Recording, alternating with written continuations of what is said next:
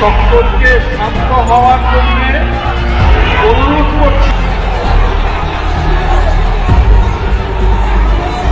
জুলাই গণ অভ্যুত্থানের ইতিহাস বিকৃতির অভিযোগ তুলে এবার সরাসরি সরকারের সমালোচনায় মুখ খুললেন বৈষম্য বিরোধী ছাত্র আন্দোলনের সমন্বয়ক ও সাবেক এনসিপি নেতা মাহিন সরকার।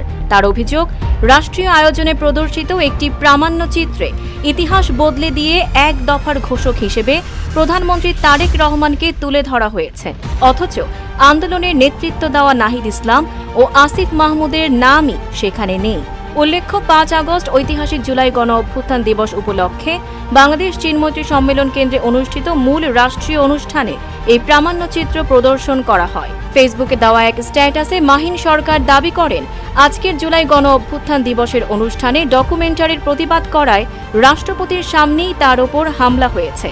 এরপর তিনি লেখেন যে নাহিদ ইসলাম নিজের মৃত্যু পরোয়ানায় সই করে এক দফার ঘোষণা দিলেন যে আসিফ মাহমুদ মৃত্যু নিশ্চিত জেনেও লং মার্চ টু ঢাকা ঘোষণা করলেন, তারা আজ বিএনপির ইতিহাসে নেই।